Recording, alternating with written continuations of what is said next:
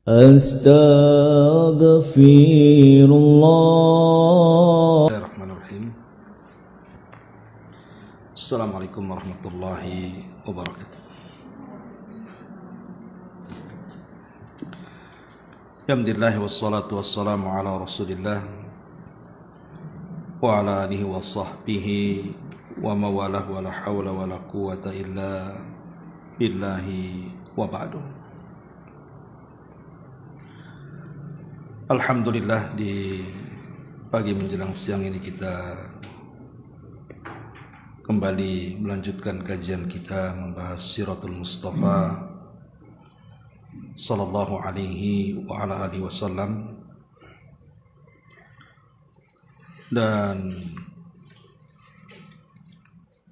kita masuk pada bab tentang meningkatnya frekuensi siksaan dan upaya menghabisi Nabi sallallahu alaihi wa ala alihi wasallam.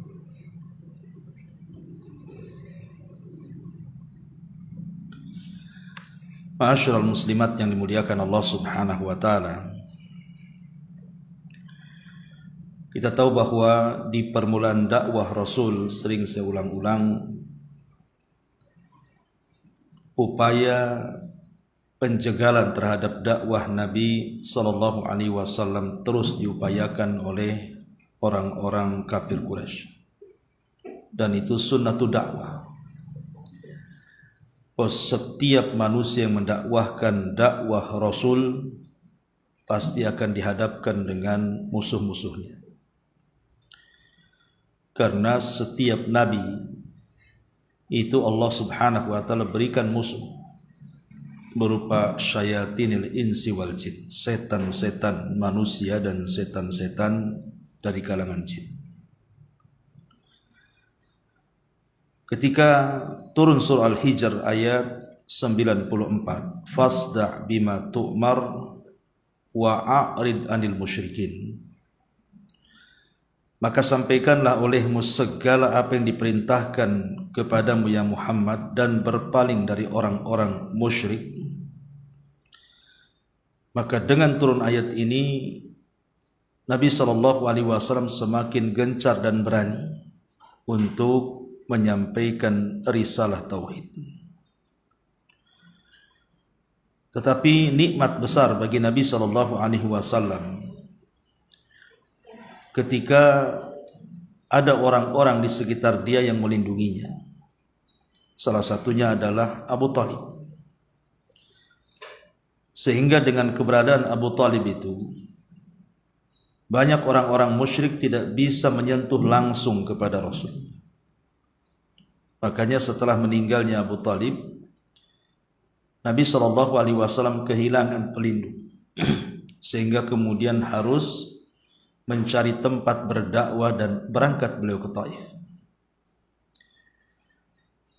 Tetapi sesampainya di Taif juga Rasul tidak mendapatkan apa yang dikehendakinya. Justru orang Taif bahkan menyakiti Nabi SAW.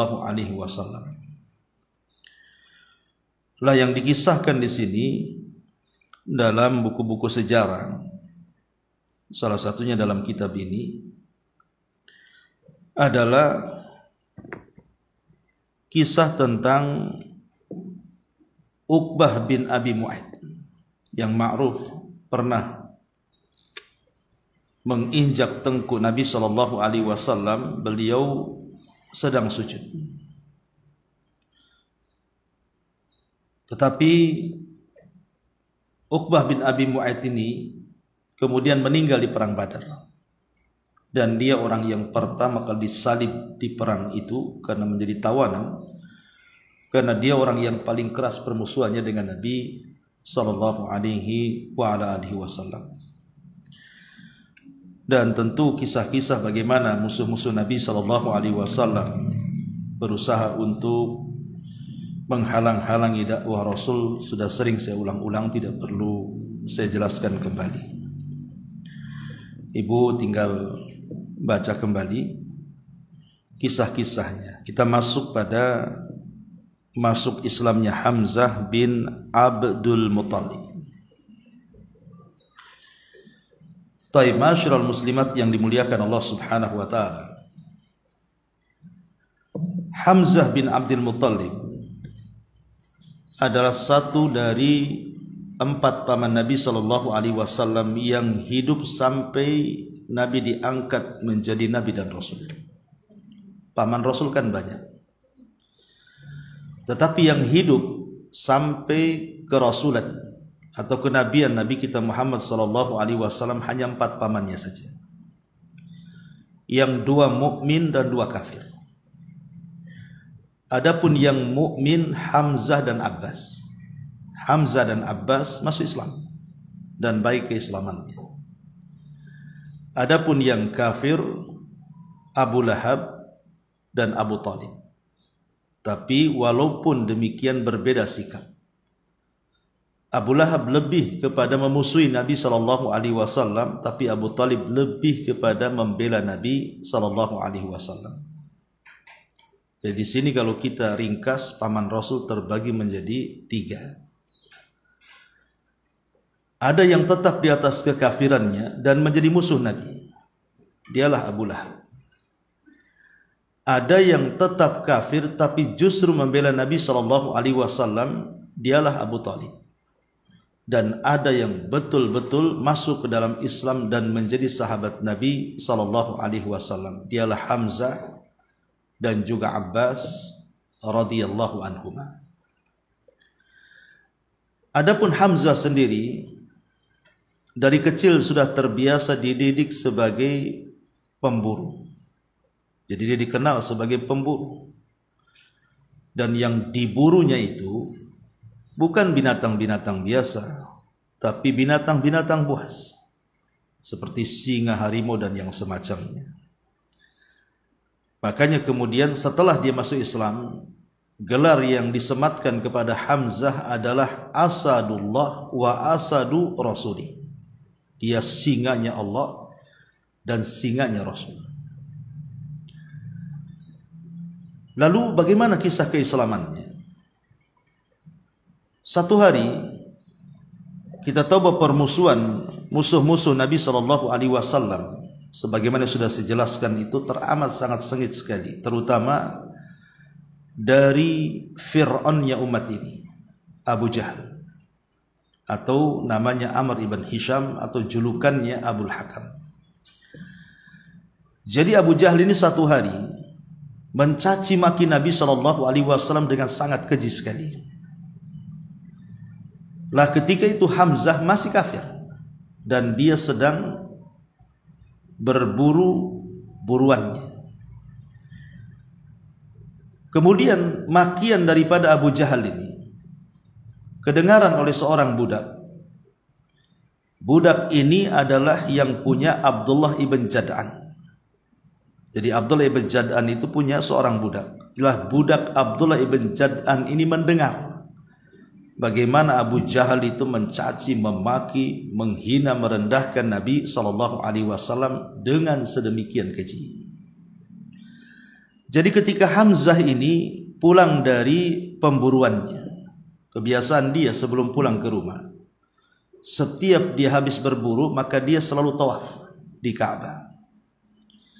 Kemudian selepas tawaf dia akan menyalami orang-orang yang berada di sekitarnya. Lah disitulah dia berjumpa dengan budaknya Abdullah ibn Jad'an. Kemudian budaknya Abdullah ibn Jad'an ini menceritakan bahwa anak saudaramu, maksudnya Nabi kita Muhammad sallallahu alaihi wasallam, sudah dihinakan oleh Abu Jahal dengan makian-makian yang tidak pantas untuk diucapkan. Entah kenapa tersulut emosinya. Hamzah ini tersulut emosinya. Bagaimanapun Rasul adalah anak pamannya, anak daripada saudaranya, ponakan bahasa kitanya. Jadi tidak jadi dia pulang, malah dia mencari Abu Jahal. Kemudian setelah berjumpa dengan Abu Jahal tidak basa-basi, sementara busur dan anak panah masih di tangan, dia langsung kemudian mengatakan, "Atashtuma ibna akhi, apakah engkau sudah mencaci maki anak saudaraku?" Kemudian langsung dihentakkan busur panah itu dan mengenai wajah Abu Jahal. kemudian terluka dan mengeluarkan darah sampai tersungkur. Tentu orang-orang Abu Jahal ada di sekitar situ, tidak terima bagaimanapun Abu Jahal itu tokoh besar, kok bisa kemudian disakiti seperti itu. Hampir-hampir mereka hendak mengeroyok Hamzah. Tapi tiba-tiba Abu Jahal mengatakan, da'uhu, jangan, biarkan dia. Fa inni qad syatamtu ibna akhihi. Karena aku sudah mencela anak saudaranya. Jujur Abu Jahal di sini. Ya. Kemudian Hamzah langsung kemudian berpidato di hadapan orang. Apakah engkau sudah mencela anak saudaraku sementara aku di atas agamanya? Padahal dia belum masuk Islam tuh. Ya. Dia justru mengucapkan dengan kemarahannya, kalian berani mencela anak saudaraku padahal aku berada di atas keyakinannya. Sebab kata-katanya inilah dia masuk Islam. Padahal ketika ngomong seperti itu hidayah belum ada tuh. Tapi gara-gara kemarahannya dan tersulut emosi, justru penyebab itulah dia masuk ke dalam agama Nabi SAW, bersahadat di hadapan Rasul. Ma'asyiral muslimat yang dimuliakan Allah Subhanahu wa taala. Lah Hamzah sendiri ketika dia sudah masuk Islam, maka memperkuat Islam.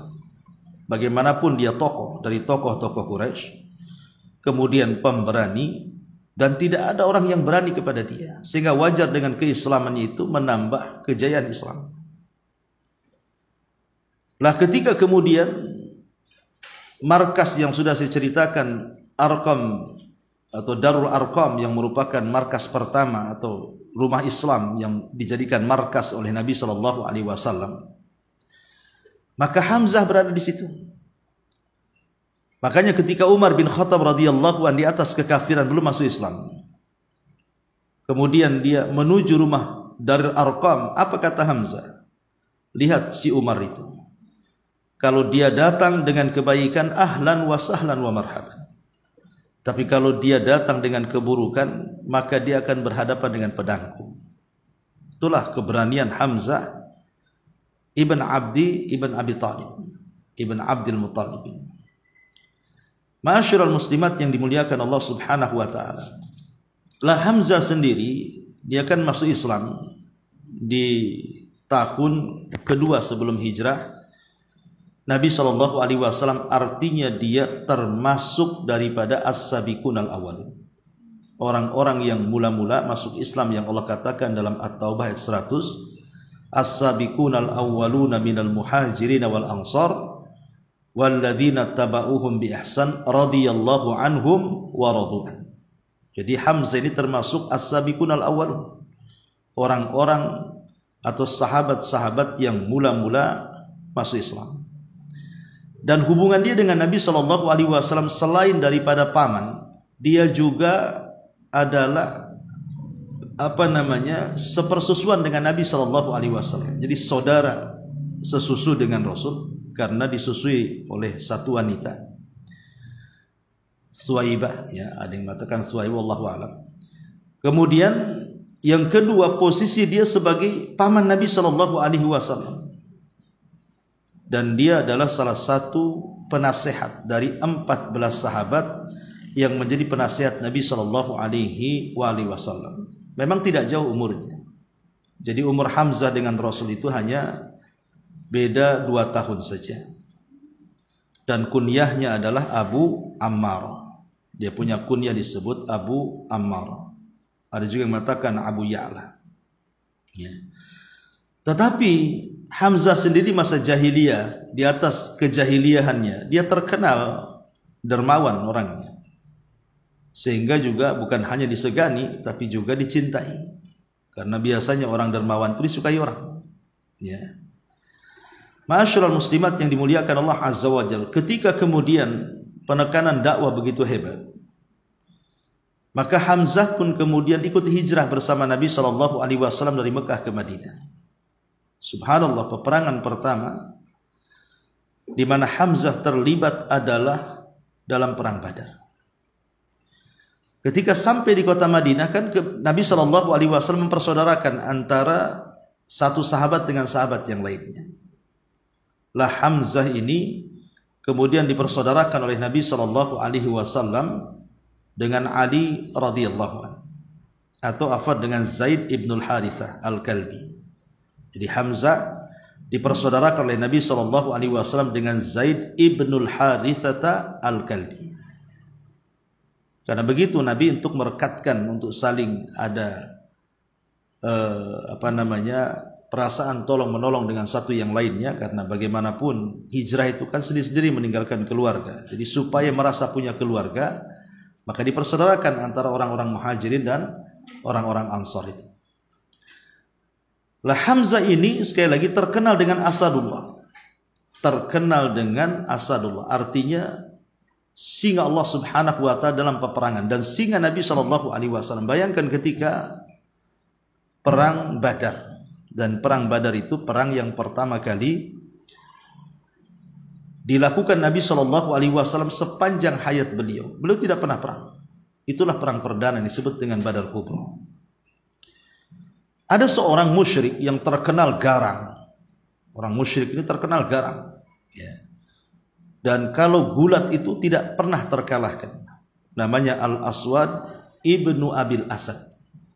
Jadi Al-Aswad ibn Abil Asad ini terkenal jagoannya orang-orang musyrik. Kalau kelahi, gulat tidak pernah kalah. Jadi sebelum terjadi peperangan Badar, kita tahu bahwa yang menguasai air di Badar itu adalah tentara Nabi. Rasul berhasil menguasai air. Ya, bagaimanapun air sangat dihajatkan dalam sebuah peperangan kan gitu. Jadi Rasul menguasai air di Badar itu. Jadi Al-Aswad ibn Abil Asad ini bernazar, walaupun air itu dikuasai oleh kaum muslimin, saya akan tetap datang ke air itu. Aku akan meminumnya, atau aku akan terbunuh, atau aku akan membunuh orang-orang muslim itu. Itu nadarnya Al-Aswad ibn Abil Asad. Memang dia pemberani. Maka dengan kudanya dia pacu menuju tempat air yang dikuasai kaum muslimin itu. Rupanya sebelum sampai di tempat air itu, Hamzah sudah menghadangnya. Kemudian ditebas kakinya, dia pun jatuh. Sekali tebas, dia jatuh. Siapa Hamzah? Hamzah orang yang ahli dalam pertempuran. Jadi ketika dia sedang merangkak, kemudian Hamzah bertanya, apa tujuanmu? Dia mengatakan, saya bernadar ingin minum dari air itu. Maka Hamzah mempersilahkan dengan ngesotnya bahasa kitanya untuk mendekati air itu. Ketika sudah dia mengambil air dan minumnya, langsung ditebas dan dihabisi oleh Hamzah. Dan disaksikan orang ramai. Ya. Lah dari situlah kemudian menyulut emosi orang-orang Quraisy ini. Kita tahu di perang Badar ini, pemimpin-pemimpin Quraisy itu rata-rata pemimpin-pemimpin besar karena masih hidup semuanya. Abu Jahal masih hidup, Umayyah masih hidup, Utbah, Syaibah itu kan pembesar-pembesar itu masih hidup terlibat dalam perang ini. Gimana tidak emosi gitu ya, jagoannya dibunuh. Ya.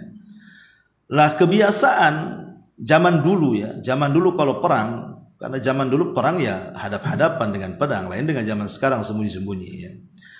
Jadi orang dulu itu kalau sebelum perang maka menggunakan sistem mubarazah. Mubarazah itu adu tanding, bahasanya mana jagoanmu, ini jagoanku, ayo tempur. Jadi sebelum perang besar itu mereka akan membuat perang kecil, di mana antar jagoan dari kedua belah pihak itu akan adu tanding di situ. Lah ketika itu Nabi SAW mengeluarkan 3 jagoannya. Salah satunya adalah Ali, kemudian Ubaidillah ibnul Harith, dan juga Hamzah Asadullah. Dan Hamzah ini memiliki ciri karena selalu meletakkan bulu di atas kepalanya, supaya tahu dan terpisahkan cirinya dengan yang lainnya. Jadi Hamzah ini ketika itu berhadapan dengan Syaibah. Syaibah itulah yang kemudian berhadapan dengan Hamzah. Syaibah jagoannya orang musyrik, sementara Hamzah jagoannya umat Islam. Maka ketika terjadi mubarazah itu, sekali hantam saja Syaibah terguling dan mati. Manusia pun takbir. Dan Ali juga berhasil membunuh jagoannya orang musyrik, termasuk juga Hamzah di sini. Ya. Maka selepas itulah terjadi pertempuran sangat luar biasa di Badar. Subhanallah, tidak ada manusia yang paling banyak membunuh orang musyrik di peperangan itu melebihi Hamzah. Hamzah berhasil membunuh dengan kedua tangannya itu 33 musyrik, dan itu tidak bisa dilakukan siapapun. Dalam sebuah pertempuran ya, menghabisi 33 orang itu hadap-hadapan dengan pedang kan. Tidak bisa dilakukan siapapun kecuali Hamzah. Makanya wajar kalau Hamzah itu disebut Sayyidus Syuhada. Yang kelak di perang Uhud dia meninggal itu disebut pemimpinnya para syuhada. Karena bertempur itu luar biasa. Dia tidak bisa dilukai dan dia bisa melukai dan membunuh. Saking kepiawaiannya dia dalam bertempur itu, Hamzah itu. Makanya wajar Rasul sangat sayang dengan Hamzah. Ya. Lah salah satu yang dibantai oleh Hamzah adalah yang paling banyak keluarga Hindun. Hindun bintu Utbah. Itu bapaknya, anaknya, pamannya, suaminya, semua terbunuh di tangan Hamzah. Bayangkan, ya. Jadi ada 4 keluarga, itu semua terbunuh di tangan Hamzah. Lah salah satunya adalah keluarga Hindun.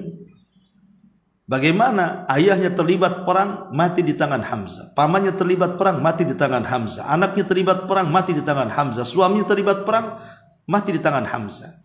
Tentu dia sebelum menikah dengan Abi Sufyan, ya, belakangan masuk Islam juga Hindun tuh, ya. Tetapi ini menaruh dendam yang luar biasa. Bagaimana satu keluarga dibantai satu orang? Makanya kemudian Hindun ini berbulan-bulan, bertahun-tahun dia mengumpulkan harta untuk membalas dendam atas kematian keluarganya di tangan paman Nabi SAW namanya Hamzah ini. Lah ketika kemudian beberapa tahun setelahnya kan dari Badar itu kan terjadi perang Uhud. Ya, setelah Badar terjadi perang Uhud. Lah di perang Uhud inilah Hindun berusaha mendanai peperangan. Lah kebetulan dia punya budak namanya Wahsy. Jadi budaknya itu namanya Wahsy, kunyahnya Abu Dasman atau dikenal Wahsy budak hitam. Jadi Hindun ini mengatakan kepada Wahsy dan mengatakan, ya Wahsy, kalau engkau ingin bebas dari perbudakan, maka aku akan berikan kebebasan perbudakanmu. Bahkan bukan hanya itu saja, ku berikan harta yang banyak untukmu, syaratnya kau bunuh orang yang sudah membunuh keluargaku. Maksudnya Hamzah bin Abdul Muttalib, bunuh dia. Ya. Kau tidak perlu terlibat dalam peperangan. Cukup kau bidik saja karena engkau ini ahli tombak. Jadi Wahsy memang terkenal pelempar tombak. Dia kalau melempar itu jarang meleset. Wahsy ini.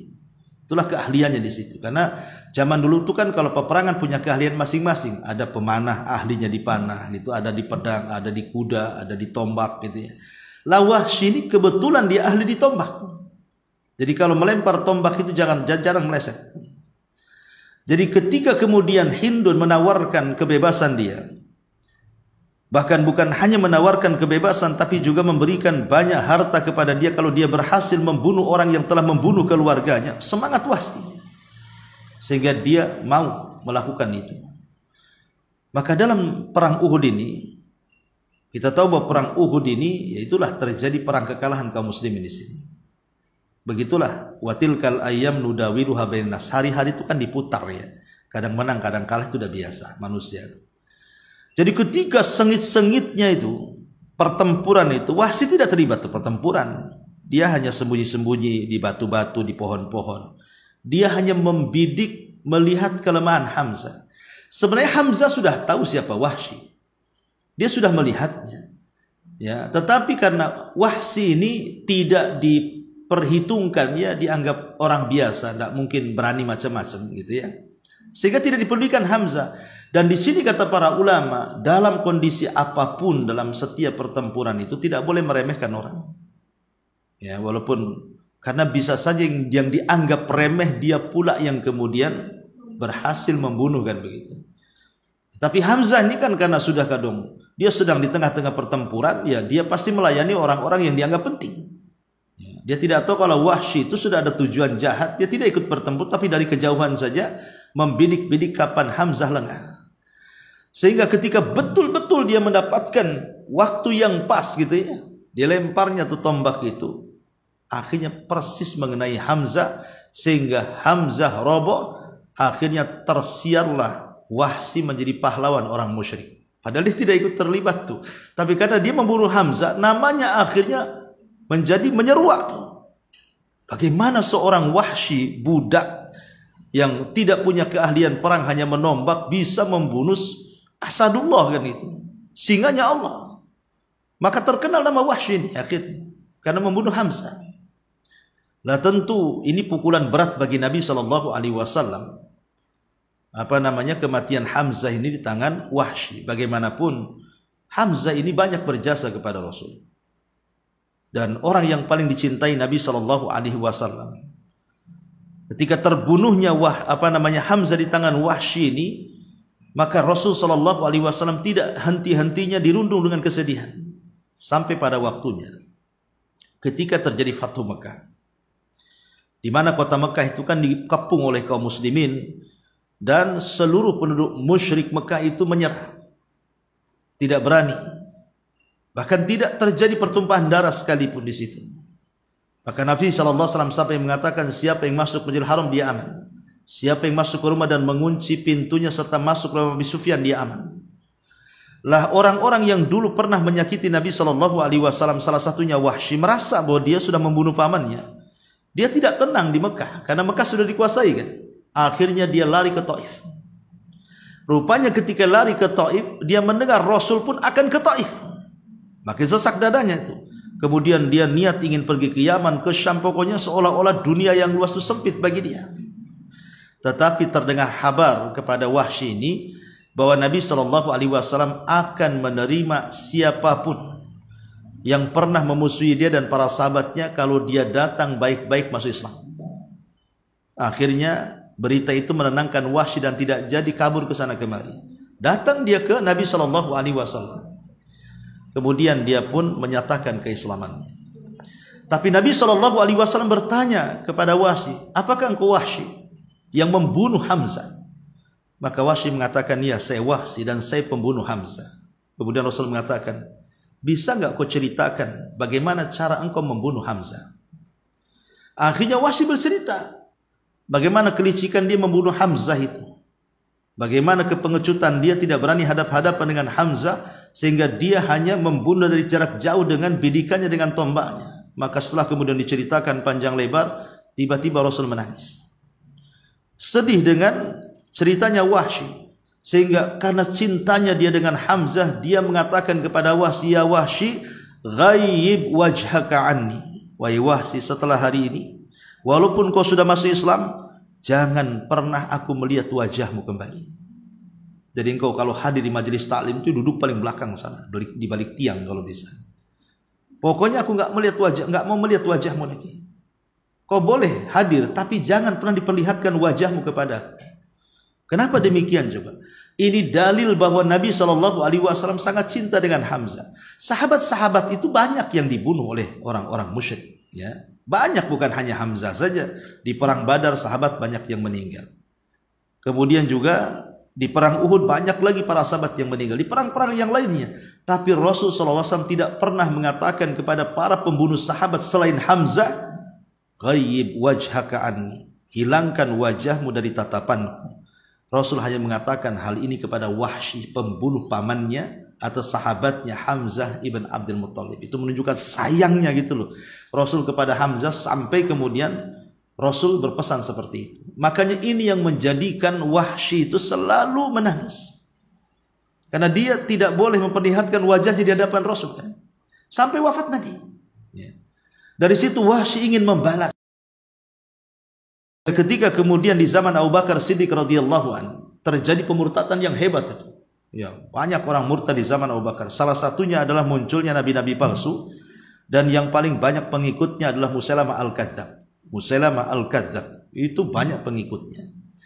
Lah ketika terjadi peperangan yang disebut dalam sejarah itu namanya Hadiqatul Maut, kebun kematian. Karena ketika itu Musailamah al-Kadzdzab terkepung dalam kebun itu oleh tentara Khalid bin Walid dan yang lainnya.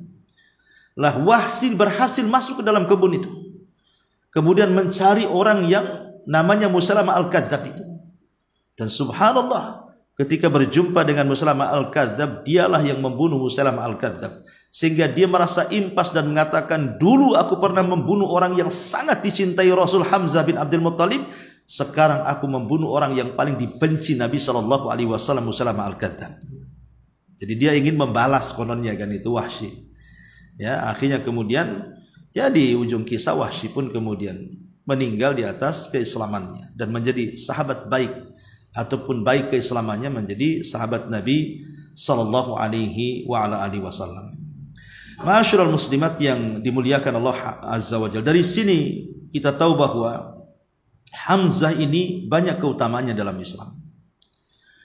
Di antaranya disebutkan oleh Al-Imam Al-Karmani rahimahullahu taala bahwa Hamzatu ibnu Abdul Muttalib ammu Rasulillah sallallahu alaihi wasallam wa akhuhu minar radha'ah. Hamzah bin Abdul Muttalib, satu sisi dia paman Rasul, dia juga saudara Rasul dari ibu satu persusuan. Yuqalu lahu Asadullah. Dia memiliki gelar singanya Allah. Wahina aslam i'tazzal Islam bi islami. Ketika dia masuk Islam, Islam semakin kokoh dan kuat dengan keislamannya. Ustushhida yauma Uhudin, dia mati syahid di perang Uhud. Wa huwa sayyidus syuhada, dan dia adalah pemimpin orang-orang yang mati syahid. Pemimpin orang-orang yang mati syahid. Bahkan Abdurrahman ibn Auf ma'ruf, dia salah seorang dari al-mubasysyiruna bil jannah, al-asyaratu al-mubasysyiruna bil jannah, 10 sahabat yang dijanjikan masuk surga, salah satunya Abdurrahman ibn Auf. Nah, Abdurrahman ibn Auf menyaksikan dan berani mengatakan, bersaksi bahwa Hamzah itu di surga. Kemudian dia mengatakan, la Hamzatu bi annahu khairun minhu. Hamzah lebih baik dibandingkan dia. Padahal Abdurrahman ibn Auf itu sahabat yang disebutkan satu redaksi hadis dari 10 sahabat yang masuk surga kan. Tapi dia mengatakan, demi Allah Hamzah lebih baik daripada aku. Dan itu sebuah tazkiyah, ya. Sehingga sampai kemudian Abdurrahman ibn Auf itu mengatakan, qutila Mus'ab ibn Umair wa huwa khairun minni. Telah terbunuh Mus'ab ibn Umair dan dia jauh lebih baik dibandingkan aku. Ma'ruf kisahnya Mus'ab bin Umair. Dulunya orang kaya, semua keinginannya dipenuhi oleh ibunya, tapi ketika dia masuk Islam diusir sama ibunya. Satu uang sen pun tidak diberikan. Akhirnya dia pun hidup terlunta-lunta sampai masuk Islam. Gara-gara masuk Islam. Tapi dia anak cerdas, walaupun anak bangsawan, dia hidup sederhana, cerdas. Dialah yang pertama kali diutus ke Madinah untuk berdakwah. Di tangan dialah 2 pemimpin Ansor masuk Islam. Makanya Abdurrahman ibn Auf mengatakan, ketika terbunuh Mus'ab bin Umair di perang Uhud itu, wa huwa khairum minni. Dia adalah manusia yang terbaik dibandingkan diriku. Kufina bi burdati in ghuttiya ra'suhu badat rijlah. Wa in hutiya rijlahu bada ra'suhu. Di mana ketika Mus'ab ibn Umair ini meninggal dunia, kain kafannya terbatas. Kalau ditarik ke kaki, kepalanya tampak. Kalau ditarik ke kepala, kakinya pula tampak. Coba bayangkan, orang kaya tidak punya kafan karena diusir sama ibunya, ya. Akhirnya kemudian ditarik ke kepala, kemudian kakinya ditaruh dedaunan dan dikebumikan. Kemudian kata Abdurrahman ibn Auf melanjutkan kata-katanya, wa qutila Hamzah wa huwa khairu minni. Dan Hamzah telah terbunuh mati syahid dan posisi dia lebih baik dibandingkan aku, kata Abdurrahman bin Auf. Thumma busita lana minad dunya ma busit. U'tina minad dunya ma u'tina wa qad khashina an takuna hasanatuna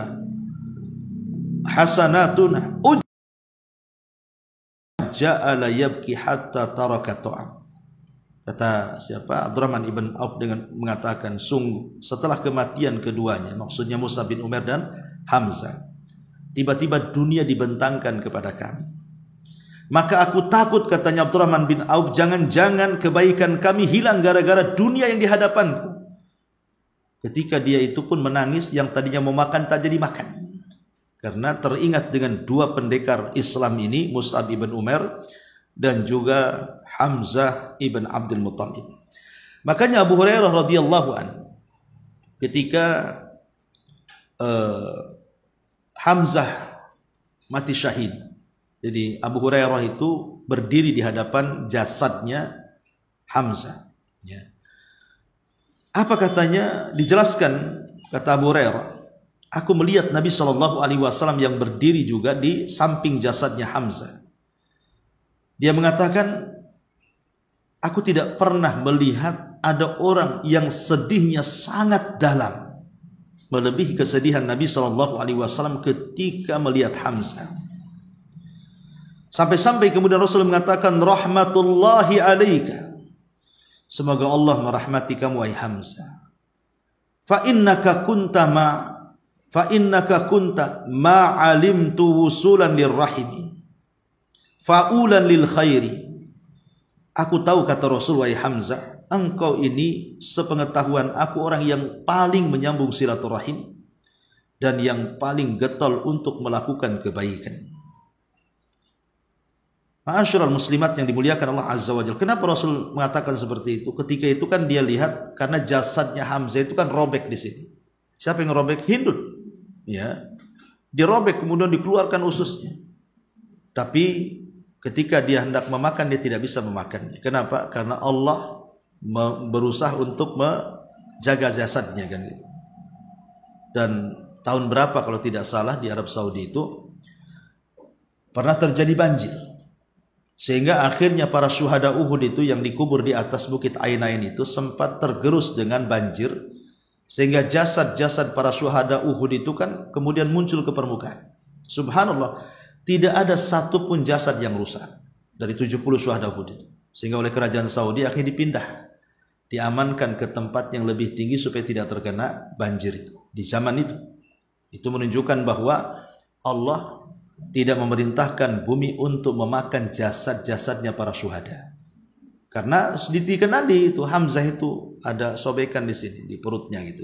Dikenali bahwa ini Hamzah ini kemudian oleh kerajaan Saudi baru diperbaiki kuburannya dan sekarang malah dibenteng.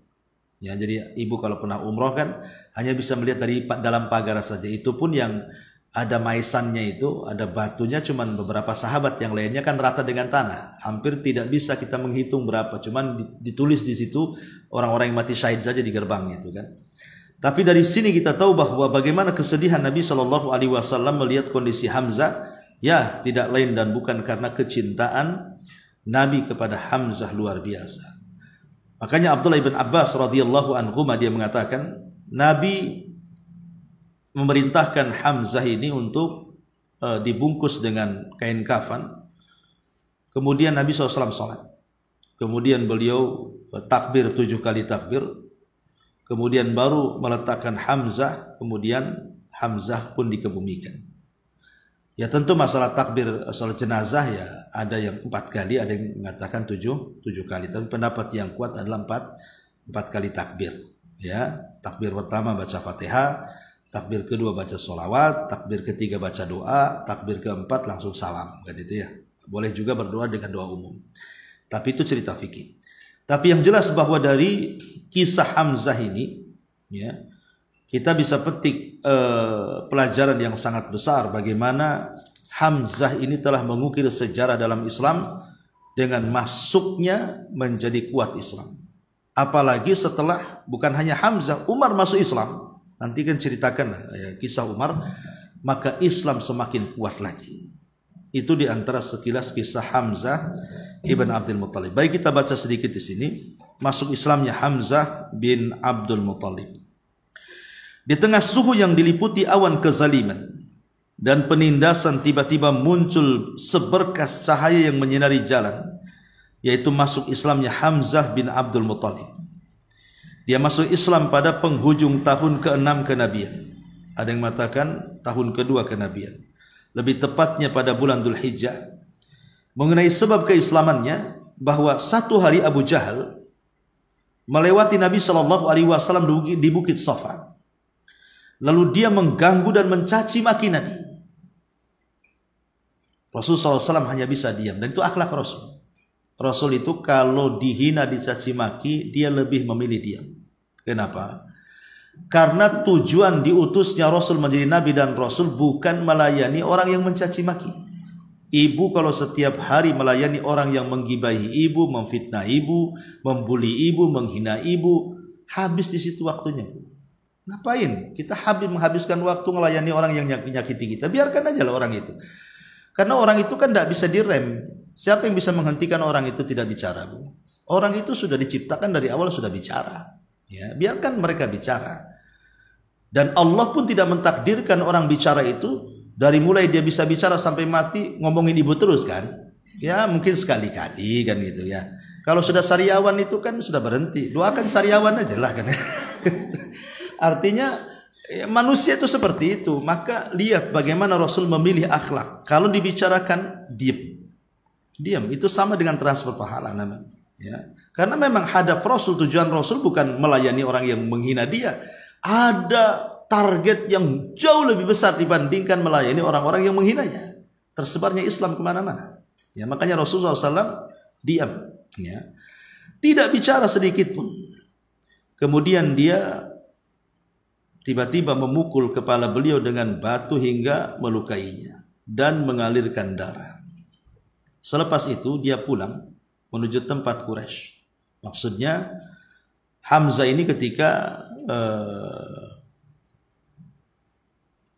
di sini Quraisy berbincang, kala itu budak wanita Abdullah bin Jud'an berada di kediaman di atas bukit Safa dan menyaksikan kejadian tersebut yang dilakukan oleh Abu Jahal kepada Nabi. Bukan hanya sekedar melukai dengan lisannya, tapi juga dengan fisiknya kan, sampai bayangkan Rasul dipukul dengan batu kan. Lah, tentu Hamzah ini marah gitu ya, karena melukainya bukan hanya lisan saja, sampai ke fisik. Ya. Lah ketika Hamzah pulang dari berburu dengan menenteng busur panah, maka serta merta budak perempuan tersebut, maksudnya perempuannya Abdullah bin Jad'an tadi, ya, memberitahukan kepada Hamzah perihal perlakuan Abu Jahal kepada Rasul.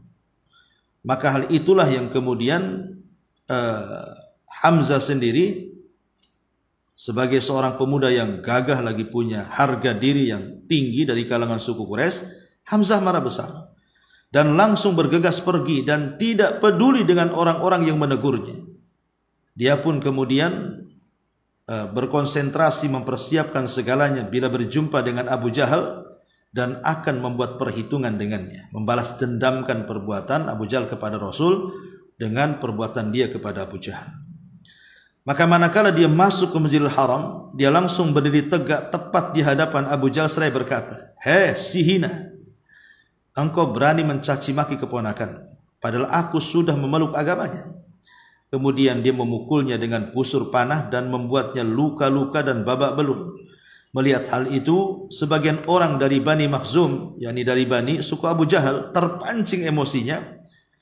Demikian pula orang-orang dari Bani Hashim, dari suku Hamzah, tidak kalah emosinya. Artinya ini sudah berhadapan-hadapan dua kabilah nih, mau perang kan? Ya. Maka Abu Jahal melerai dan berkata, biarkanlah Abu Imarah, maksudnya kunyah daripada Hamzah ini, ya, biarkan dia, jangan disakiti, sebab aku memang telah mencaci maki keponakannya dengan cacian yang amat sangat jelek. Jadi jujur dia Abu Jahal itu, ya. Lah keislaman Hamzah pada mulanya adalah sebagai pelampiasan harga diri seorang yang tidak sudi keluarganya dihina, namun kemudian Allah membuatnya cinta terhadap Islam. Dia kemudian menjadi orang yang berpegang teguh pada Urwah al-Wuthqa dan menjadi kebanggaan kaum muslimin di zaman itu, di zaman sekarang, bahkan sampai kiamat dibangkitkan, karena dia adalah pemimpin para syuhada.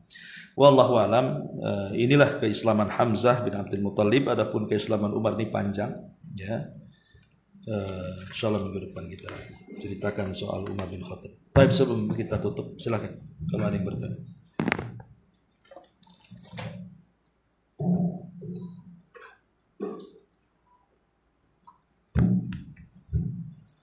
Ada, alhamdulillah. Subhanaka wa bihamdika asyhadu an la ilaha illa anta astaghfiruka wa atubu